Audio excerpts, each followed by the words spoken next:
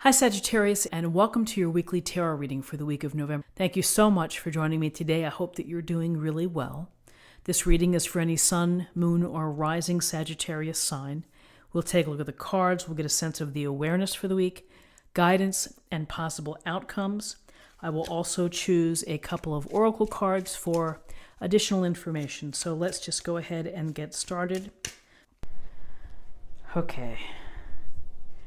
So we have the Eight of Swords, we have the Death card, and we have the Four of Wands. So the Eight of Swords, we see the cat here blindfolded and standing and kind of enclosed by the swords, also bound across the body, lightly bound. This is a card of feeling restricted, of feeling trapped within a situation, and you kind of feel maybe that you don't have a lot of options. And so when we feel that way, sometimes we feel overwhelmed. We feel stuck where we can't move forward, we can't move backwards, we're just really not sure what to do. And, you know, this could relate to many situations. It can be a relationship that is not fulfilling. It could be a job that is unsatisfying. It could represent debt, of feeling stifled because of debt. So this is a card where you can get a sense of the cat here being blindfolded. It's just I just can't make a move. Also, there's a sense of sometimes with this card of not wanting to see the truth. What's important about this card, though, is that, you know, everybody has these days where you are maybe feeling overwhelmed or just feeling bound within a situation and just wondering, how in the world am I going to change things? And it's up to you to think about like a small, tiny step to try to get away from being enclosed here by the swords. And, you know, this is a loose bounds. These are loose bounds, so they can be torn off. You can take that first step away from the swords.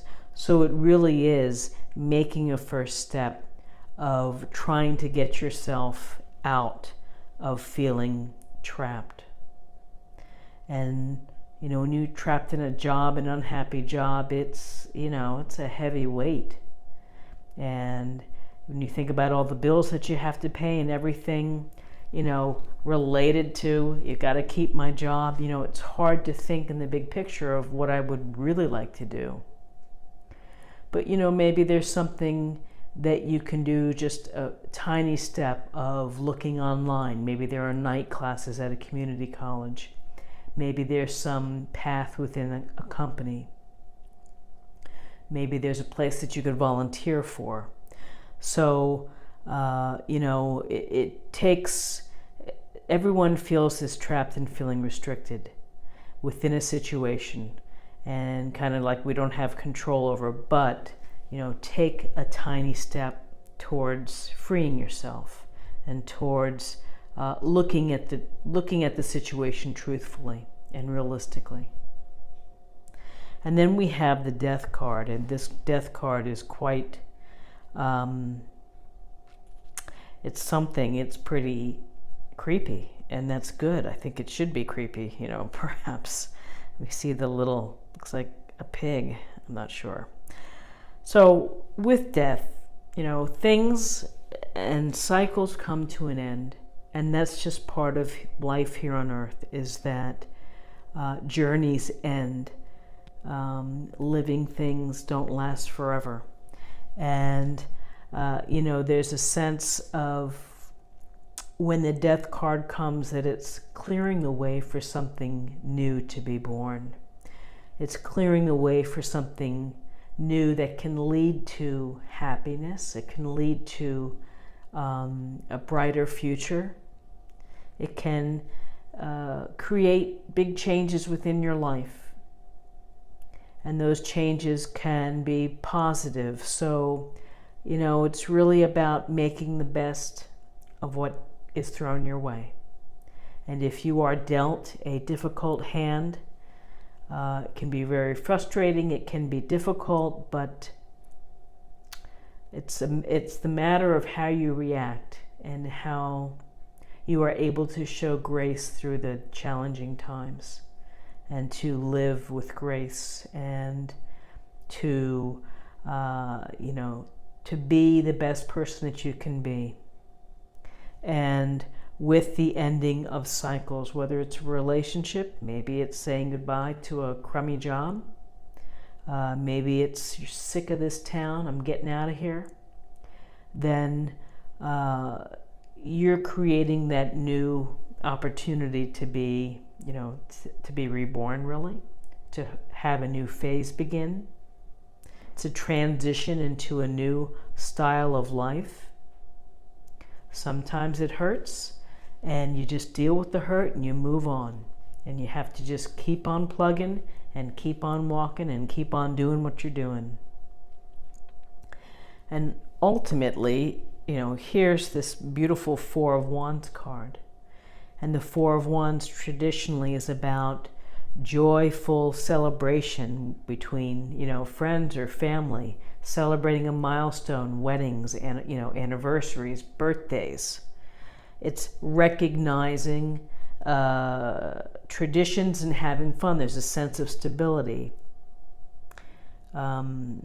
happiness, and excitement is coming. But there's also another piece to the Four of Wands, and that is, if you see the frogs here, they're quite a ways from the house. And this house could be symbolic of the things that have kept you feeling trapped. And here's this freedom where you can start to walk away and begin something new. And so in the traditional Rider-Waite, you see the people kind of walking up the hill away from the tower or the home site, and they're got their hands raised in the air. It's like they're celebrating moving forward. And so this can be marriages, it can be relationships, it can be happy times ahead. And so really, what are we seeing for Wednesday? We're seeing that something we have to let go, and we have to deal with it the best way that we know how to do. And letting go of a situation perhaps that has been stifling or overwhelming, or at least making a headway into it. Things don't flip in an instant. It takes time to work through challenging places where you feel overwhelmed or restricted. So let's take a look at the numbers. 8 and 13 is 21, and 21 and 4 is 25. And that reduces to 2 plus 5 equals 7. 7 is about reflection. It's about knowledge related to your mind and discovering.